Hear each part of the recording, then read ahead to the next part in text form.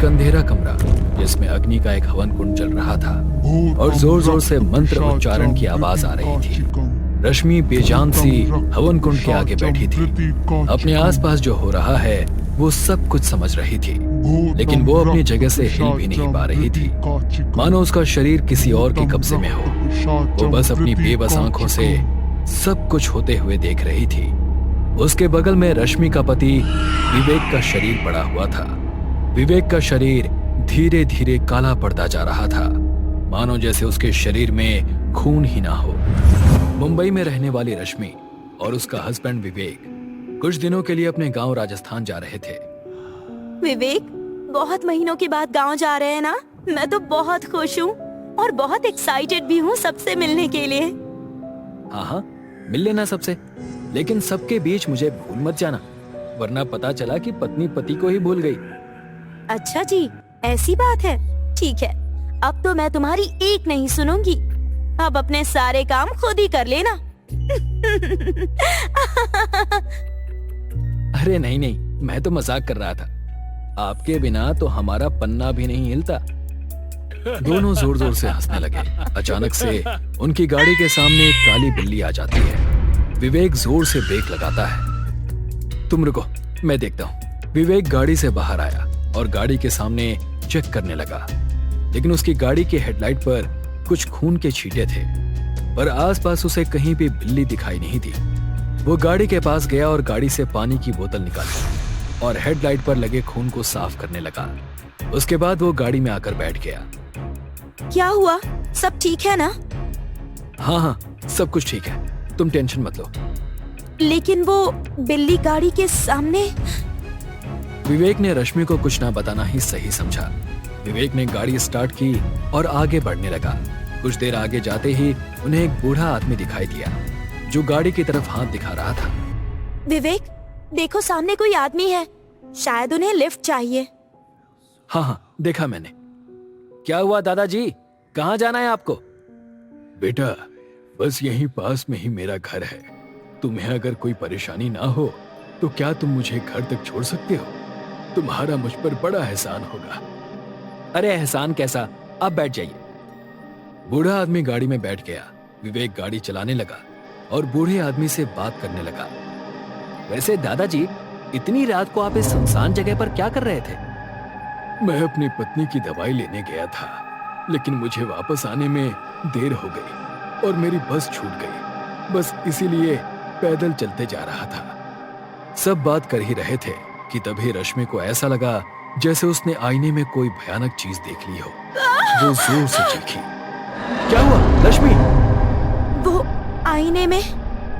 विवेक ने आईने में देखा तो उसे कुछ दिखाई नहीं दिया। वो रश्मि को समझाने लगा कि ये उसका वहम होगा। विवेक फिर से गाड़ी चलाने लगा। थोड़ी देर बाद वो एक हवेली के पास पहुंचे। वो हवेली बहुत पुरानी थी और खूबसूरत भी। बूढ़ा आदमी गाड़ी से उतरा और विवेक को थैंक्स बोलने लगा। तुम्हारा बहुत बहुत धन्यवाद बेटा। क्या तुम अंदर चलोगे?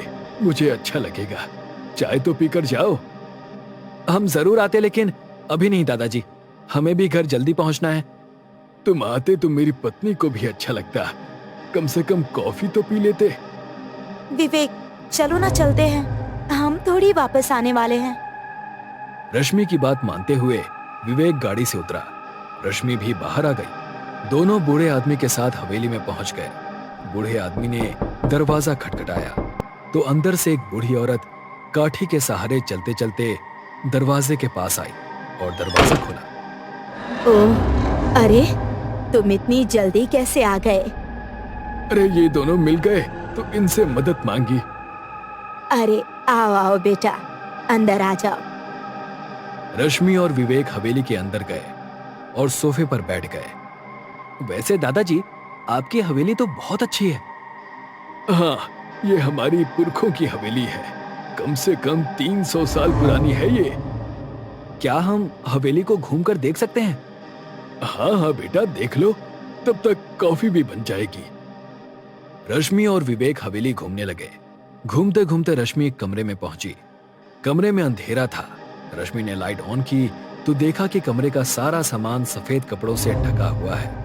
रश्मि अंदर गई उसने पीछे देखा तो विवेक वहां नहीं था। उसने विवेक को आवाज लगाई, विवेक, विवेक, कहाँ चले गए तुम? रश्मि को लगा कि विवेक किसी और कमरे में गया होगा। रश्मि कमरे में घूम ही रही थी कि एक बिल्ली ने ऊपर से छलांग लगाई। उसकी आवाज से रश्मि डर गई। उसने पीछे देखा तो बिल्ली भागती हुई कमरे से बाहर गई। तभी रश्मि को ऐसा लगा जैसे उसे कोई बुला रहा हो। रश्मि, रश्मि। रश्मि उस आवाज की ओर बढ़ी। उसने अपना हाथ उठाया और सामने वाला एक सफेद कपड़ा खींचा तो उसे एक आईना दिखाई दिया। वो धीरे धीरे आईने की तरफ बढ़ी। अचानक उसे एक भयानक चेहरा आईने में दिखाई दिया और आईने के पीछे से 2 हाथ बाहर आए और रश्मि की तरफ बढ़ने लगे, मानो वो उसे पकड़ना चाहते हो।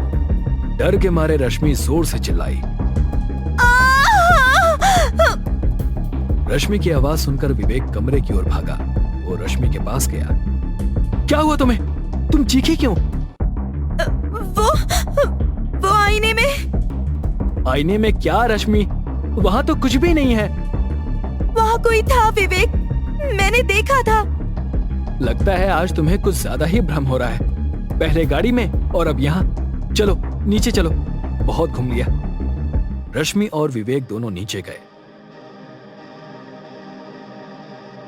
बूढ़ी औरत दोनों के लिए कॉफी लेकर आई। अरे आओ बेटा, देख लिया घर, अब कॉफी पी लो। बूढ़ी औरत ने रश्मि और विवेक को कॉफी दी। दोनों ने ही कॉफी पी और वापस घर जाने के लिए निकल पड़े। अच्छा दादाजी, दादी जी, हम निकलते हैं। आप दोनों से मिलकर बहुत अच्छा लगा। विवेक और रश्मि निकलने ही वाले थे कि अचानक दोनों को चक्कर आने लगा। विवेक, ये क्या हो रहा है? मुझे चक्कर क्यों आ रहे हैं? रश्मि, मुझे भी कुछ दिखाई नहीं दे रहा है। सब धुंधला होता जा रहा है। इससे पहले कि दोनों कुछ समझ पाते, विवेक बेहोश होकर नीचे गिर गया और रश्मि वहीं एक पुतले की तरह खड़ी रही। बूढ़ा आदमी और औरत दोनों को अपने हवेली के एक अंधेरे कमरे में लेकर गए। विवेक को एक घेरे में लिटा दिया और रश्मि को भी दूसरे घेरे में बिठा दिया। बूढ़ा आदमी हवन के सामने बैठकर मंत्र बोल रहा था और बूढ़ी औरत हाथ में कुमकुम लेकर चारों ओर घूम रही थी और जमीन पर गोल घेरे में कुमकुम छिड़क रही थी। रश्मि सब कुछ देख रही थी, समझ रही थी, लेकिन कुछ कर नहीं पा रही थी। जैसे जैसे वो बूढ़ा आदमी मंत्र पढ़ते जा रहा था, विवेक का शरीर काला पड़ता जा रहा था और कुछ ही देर में विवेक का पूरा शरीर एक सड़ी हुई लाश की तरह बन गया। रश्मि अपनी बेबस आंखों से इस घटना को देख रही थी। फिर वो बूढ़ी औरत रश्मि के पास गई और उसने रश्मि की बाएं हाथ की उंगली काटी और उसका खून एक कटोरी में जमा करने लगी। थोड़ी देर बाद रश्मि का खून उस कटोरी में भर गया और रश्मि वहीं जमीन पर गिर गई। बूढ़ी औरत ने वो खून नीचे रखा और कुछ मंत्र पढ़ने के बाद सारा खून बूढ़ी औरत ने खुद पी लिया। क्या हुआ? कैसा लग रहा है अब? बहुत अच्छा लग रहा है, फिर से जवान खून पीकर। क्या हुआ, तुम कुछ नहीं कहोगे? क्या अपना चेहरा नहीं देखना चाहोगे? हाँ जरूर। बूढ़ी औरत और उस आदमी ने अपना चेहरा पानी में देखा। पानी में रश्मि और विवेक का चेहरा दिखाई दिया और पूरी हवेली में दोनों की हंसने की भयानक आवाजें सुनाई दे रही थी।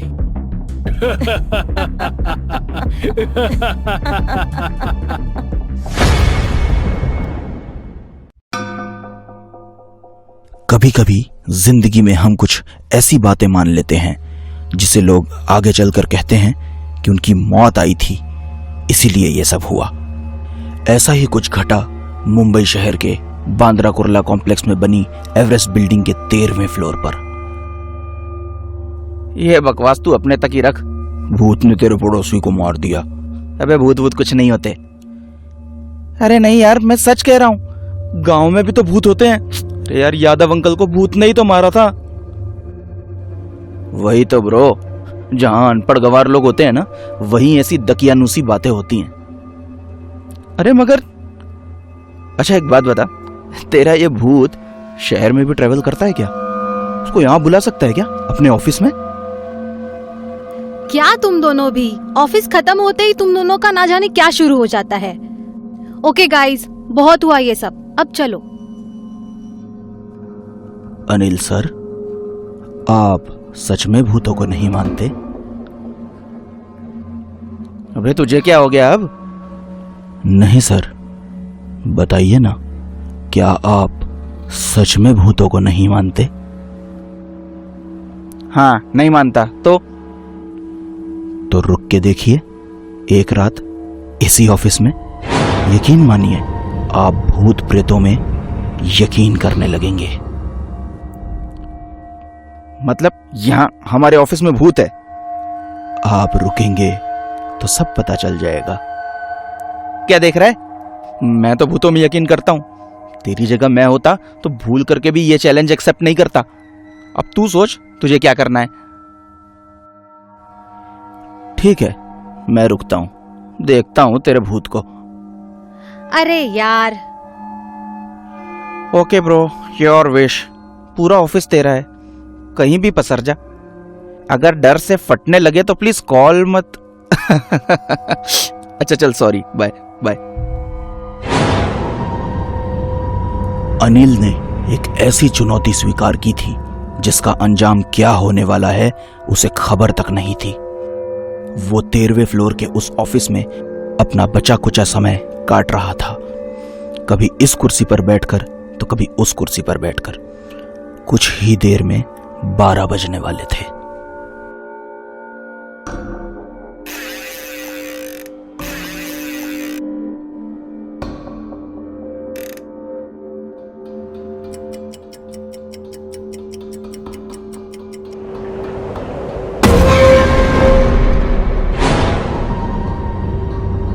ये विजय तो विजय, साला चपरासी भी कमीना है। बेकार में ही ये चैलेंज लिया। इतने बड़े ऑफिस में तो कोई भी रात में अकेला होगा तो डर जाएगा। प्यास लगने लगी यार।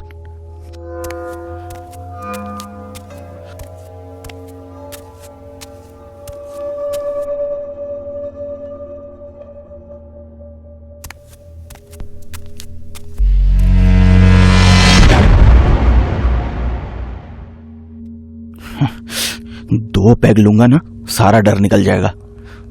पता नहीं क्या हो रहा है यार।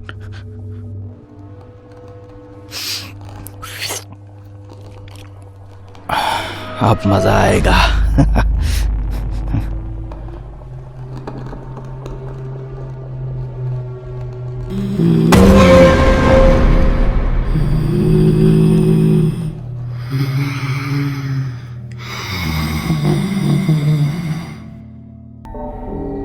हे भगवान, ये क्या हो रहा है? भूत जी, अगर आप सच में हैं तो आई एम सॉरी, मुझे माफ कर दो।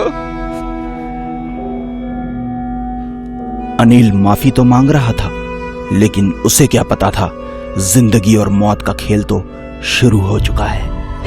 और उस खेल में सिर्फ एक वही नहीं था, और भी 3 जिंदगियां शामिल होने जा रही थी।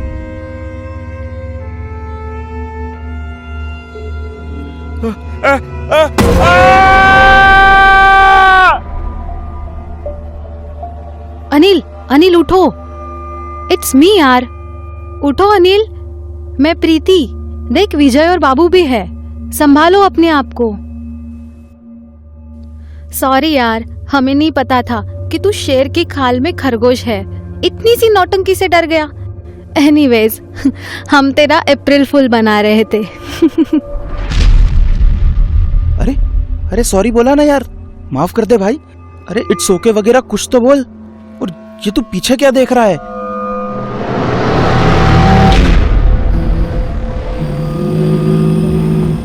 बाबू, ये एक्स्ट्रा नौटंकी ना तू लाया है।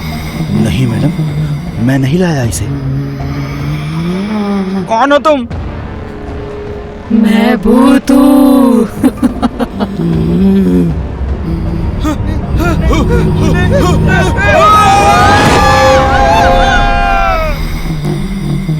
ये कहानी सीख है उन लोगों के लिए जो भूत प्रेत को नहीं मानते, और ये कहानी सीख है उन लोगों के लिए भी जो अपने मजाक के लिए किसी के साथ भी कुछ भी कर जाते हैं। इसलिए हर मजाक सोच समझ कर करना चाहिए, और खासकर अप्रैल फूल वाला मजाक, क्योंकि भूत होते हैं।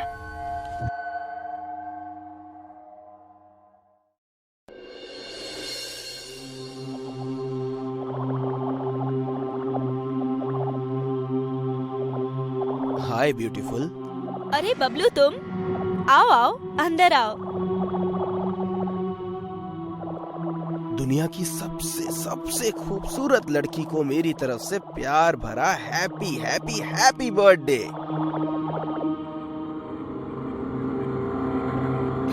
Thank you.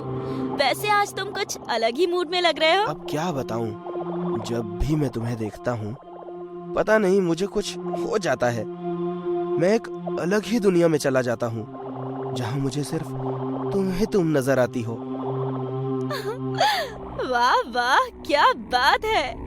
ऐसे डायलॉग तो अब तक सिर्फ फिल्मों में ही देखे और सुने थे, जब हीरो हीरोइन से अपने प्यार का इजहार करता है।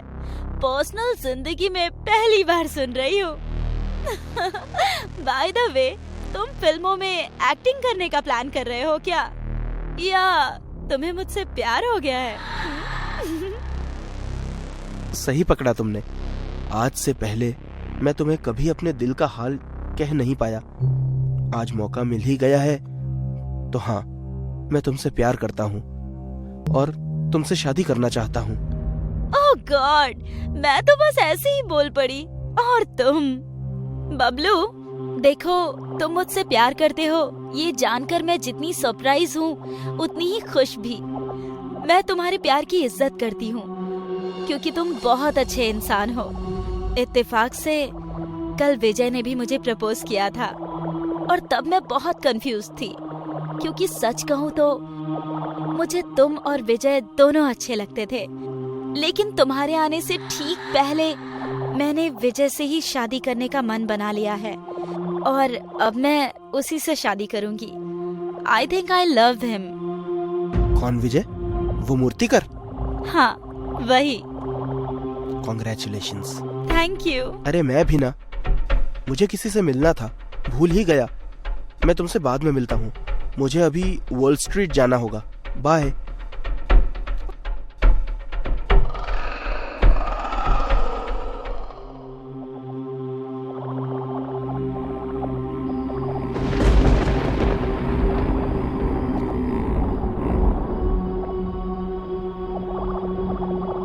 चलो भाई, मूर्ति भी बनकर तैयार हो गई। थोड़ी देर सूखने देता हूँ, फिर नेहा को जाकर उसका बर्थडे सरप्राइज देता हूँ। इसे देखकर वो बहुत खुश हो जाएगी, क्योंकि वो भगवान शिव की सवारी नंदी जी को बहुत पसंद करती है।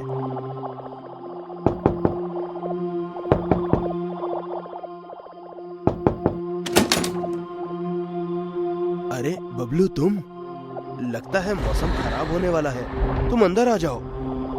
मैंने डिस्टर्ब तो नहीं किया ना तुम्हें? कुछ देर पहले आते तो शायद डिस्टर्ब हो जाता, लेकिन अब काम से फ्री हो चुका हूँ। तुम बताओ, इतनी रात को कैसे आना हुआ? कुछ नहीं यार, बस यहीं पास से गुजर रहा था तो अचानक ध्यान आया कि तुम्हारा घर आसपास ही है, तो सोचा तुमसे मिलता चलूं, तो आ गया। तुम्हें कोई प्रॉब्लम तो नहीं है ना? कैसी बात कर रहे हो यार, भला मुझे क्या प्रॉब्लम होगी? लेकिन मुझे है, मुझे प्रॉब्लम है। क्या किया तुमने? क्यों? क्योंकि मैं भी नेहा से प्यार करता हूँ और तुमसे ज्यादा करता हूँ। देख लो, तुम्हें मारने में जरा भी घबराया नहीं। मारे जाने के बाद नेहा मेरी होगी, सिर्फ मेरी होगी नेहा।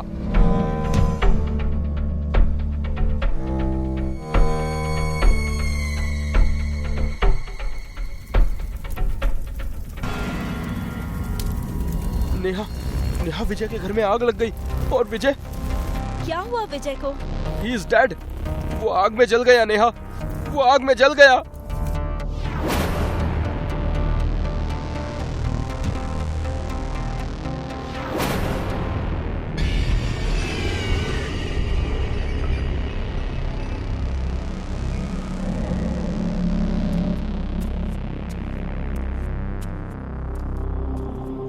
कैसा घर है, एक भी पैसा नहीं मिला।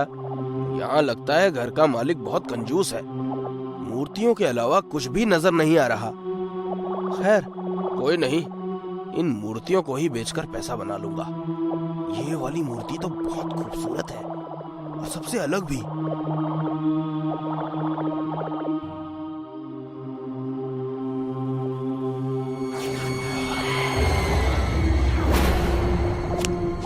भूत भूत भूत भूत भूत! भागने की तुम्हारी सारी कोशिशें बेकार है। तुम कहीं नहीं भाग सकते। मुझे छोड़ दो जी। ओ जी जी जी, गलती हो गई जी मुझसे। आज के बाद मैं कभी चोरी नहीं करूंगा, कभी नहीं। अगर तुझे जिंदा रहना है तो मेरा एक काम कर दे। ये क्या? मैं तो आपके 100 काम कर दूंगा, बस मुझे छोड़ दो।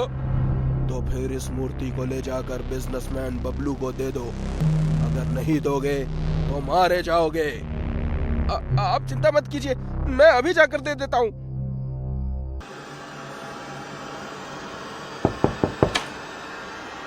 जी कहिए। जी मुझे बबलू जी से मिलना है। मैं ही हूँ बबलू, कहिए। बहुत अच्छे सर। सर हमारी कंपनी की तरफ से फोन नंबर के जरिए लकी ड्रॉ करवाया गया था जिसमें आपका नाम आया है, इसलिए आपको बिल्कुल फ्री गिफ्ट दिया जा रहा है। ये रहा। Oh thank you.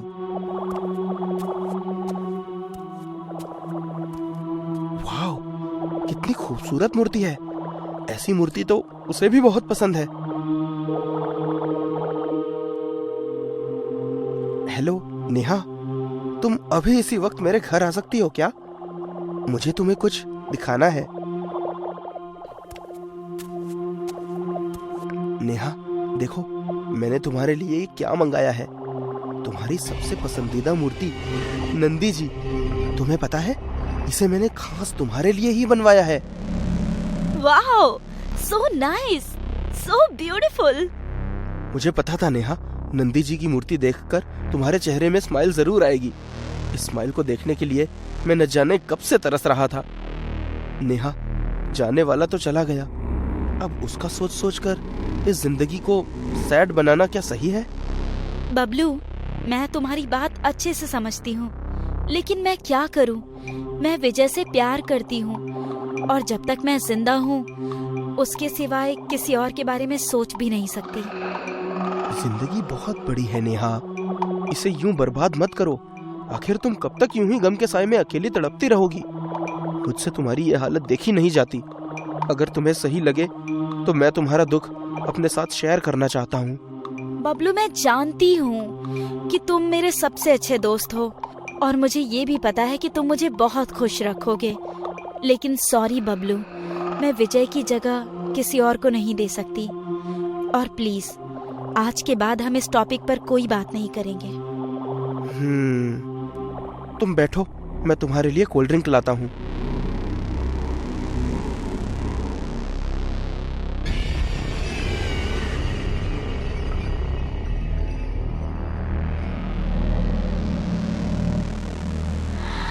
जो चीज मुझे प्यार और प्रार्थना से नहीं मिलती नेहा, उसे मैं साम दाम दंड भेद से हासिल कर लेता हूँ। कुछ ही देर में तुम मेरी बाहों में होगी। ये लो, कोल्ड ड्रिंक पियो। इसे पीने से तुम्हारा दिमाग थोड़ा ठंडा और ताजा हो जाएगा। कोल्ड ड्रिंक मत पीना नेहा।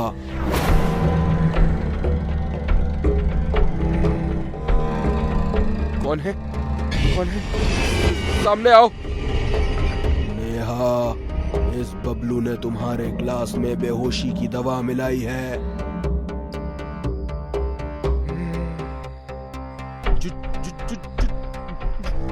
झूठ है नेहा, मैंने कुछ नहीं मिलाया है। कौन है? सामने आओ, आओ सामने।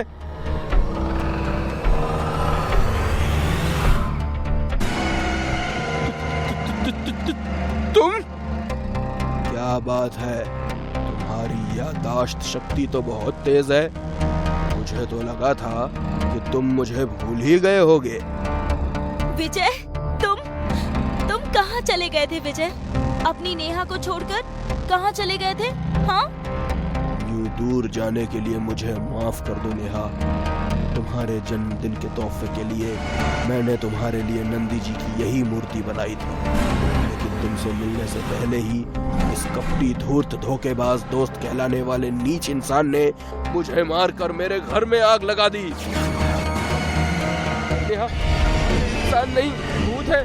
इसकी बातों में मत आना, ये झूठ बोल रहा है।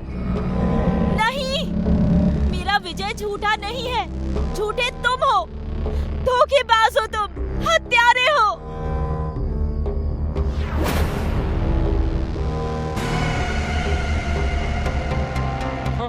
हाँ, मैं हत्यारा हूँ और हत्यारा मैं तेरी वजह से ही बना हूँ, समझी? मैंने तुझे अपनी जान से ज्यादा प्यार किया है नेहा, लेकिन तुमने मुझे छोड़कर 2 टके के मूर्तिकार को चुन लिया। तुमने मुझे न ठुकराया होता, मुझसे शादी कर ली होती तो विजय को मरना नहीं पड़ता, समझी तू? तुमने बनाया है मुझे हत्यारा। विजय, बचाओ मुझे, बचाओ विजय। खबरदार आगे बढ़े तो मैं इसे भी मार दूंगा। चले जाओ यहाँ से, चले जाओ। तू एक आत्मा को धमका रहा है। हंस क्या रहा है? चले जा यहाँ से, तो मैं सच में इसे मार दूंगा। उस दिन तो तूने मुझे धोखे से मार दिया था कमीने, लेकिन आज तू किसी को नहीं मार पाएगा।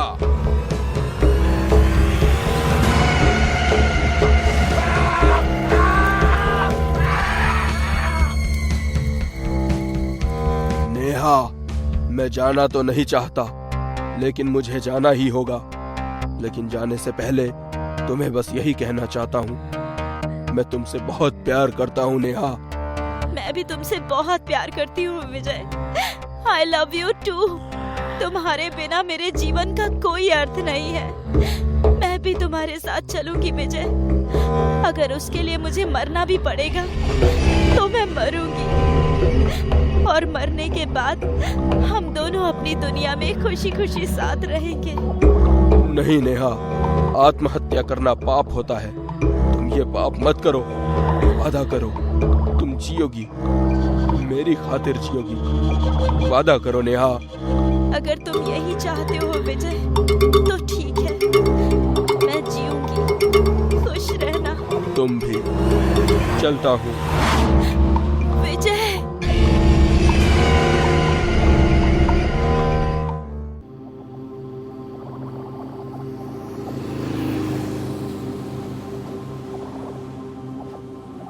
जय, बाइक रोको। क्या हुआ? रोको। अरे अब बताओ भी। तुम रोको तो सही। तुम्हें पता है, यहाँ पास में एक बेर का पेड़ है जिसके बेर बहुत ज्यादा मीठे हैं। क्यों ना कुछ बेर तोड़कर हम भी ले चले?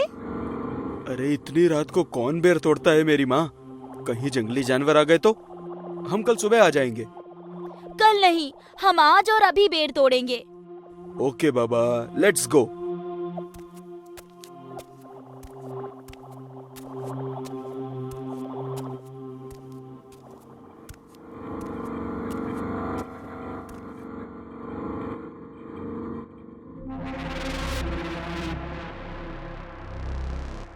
बेर तो वाकई में बहुत मीठे हैं।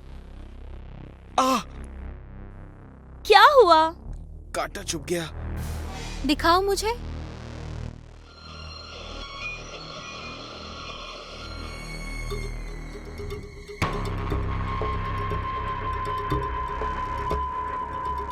रीबा, क्या हुआ तुम्हें? रीबा, रीबा क्या हुआ? क्या हुआ?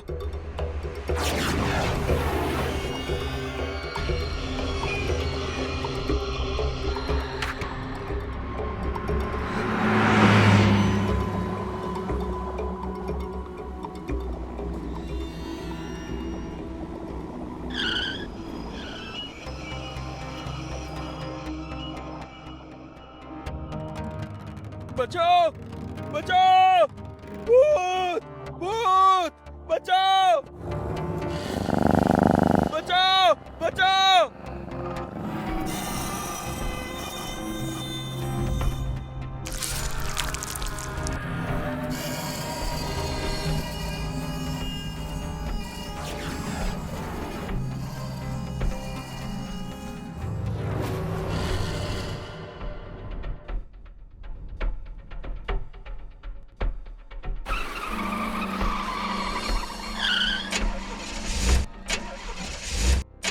Hello, Mantu mechanic. मेरी car bank manager Shyam ji के बंगलों के सामने बंद पड़ गई है। हाँ, ठीक है, मैं लोकेशन भेज रहा हूँ।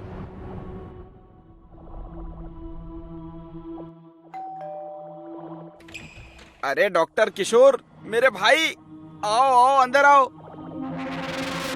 हाँ तो बताओ, आज हमारे घर का रास्ता कैसे भूल गए डॉक्टर साहब? अरे कुछ नहीं श्याम, वो मैं अपने घर जा रहा था, पर आपके घर के सामने मेरी कार बंद पड़ गई, तो बस इसीलिए आ गया। मतलब कार बंद नहीं होती तो तुम अपने दोस्त के घर कभी नहीं आते? ऐसी बात नहीं है यार।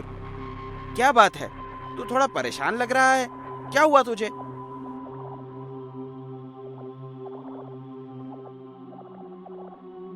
नमस्ते डॉक्टर किशोर। क्या अंजलि भाभी, आप भी? डॉक्टर मैं दूसरों के लिए हूँ, अपनों के लिए तो मैं सिर्फ और सिर्फ किशोर हूँ। सो प्लीज आप लोग मुझे किशोर ही बोला कीजिए। अरे भाई, अब हम डॉक्टर को डॉक्टर नहीं बोलेंगे तो क्या कंपाउंडर बोलेंगे? क्यों अंजलि? बिल्कुल सही कहा आपने। ओके बाबा, ओके। आप लोग जीते, मैं हारा। आप लोगों को जो बोलना है बोलिए।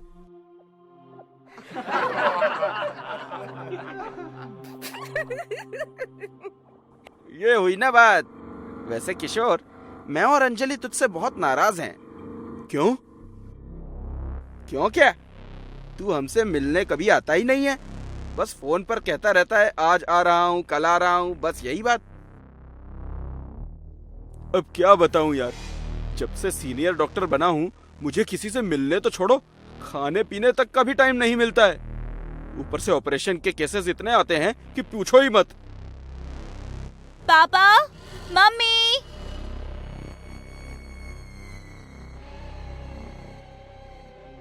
रीबा बेटी, इनसे मिलो, ये किशोर अंकल हैं। नमस्ते किशोर अंकल। नमस्ते। रीबा बेटा, तुम तो कल आने वाली थी, तो आज अचानक कैसे? मम्मी, वो क्या है ना कि मैं आप लोगों को सरप्राइज देना चाहती थी, इसलिए छोटा सा झूठ बोला कि कल आऊंगी, जबकि मैं आज ही आने वाली थी। मम्मी, मुझे बहुत जोर की भूख लगी है, जल्दी से मेरे लिए कुछ बना दो ना। कोई नहीं, अभी बना देती हूँ।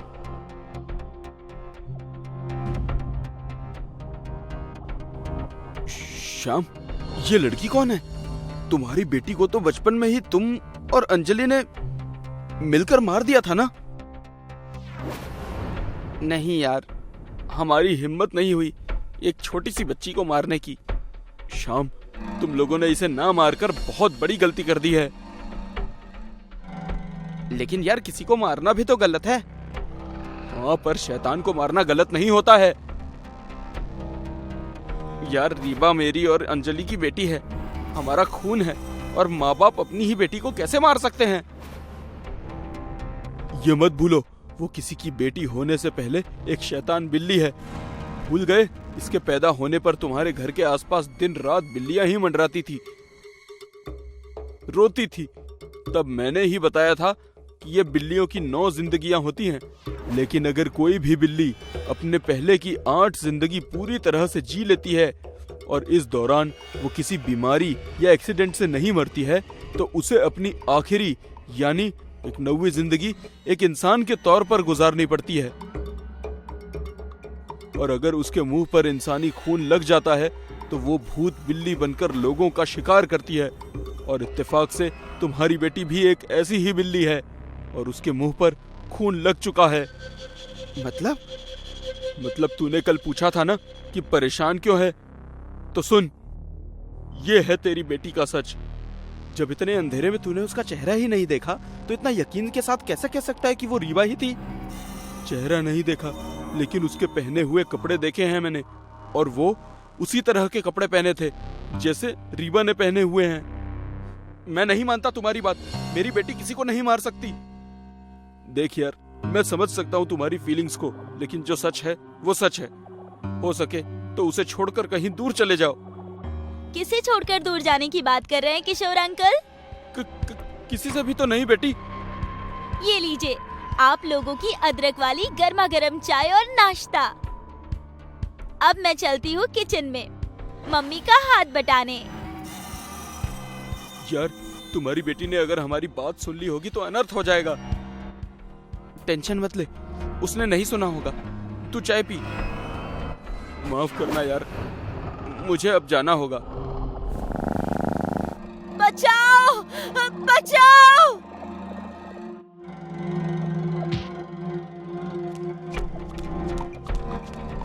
घबराओ मत अंजलि, मैं आ गया हूँ। रीबा बेटी, वो तुम्हारी माँ है और मैं तुम्हारा पापा। बेटी अपनी माँ को छोड़ दे, जाने दे उसे। श्याम वो तुम्हारी बात नहीं सुनेगी।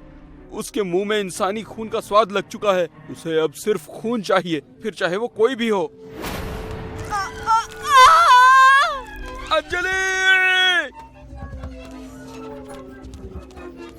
मेरी बेटी ने अपनी ही माँ को मार दिया। श्याम संभालो अपने आप को, ये रोने का समय नहीं है। अगर आज तुम कमजोर पड़ गए तो ये भूत बिल्ली सारे इंसानों को मार डालेंगी। इसलिए प्लीज मुझे बताओ, वो मंत्र वाला हथियार जिसे मैंने तुम्हें इसे मारने के लिए दिया था, वो कहाँ है? वो हॉल में आज भी दीवार पर टंगा हुआ है।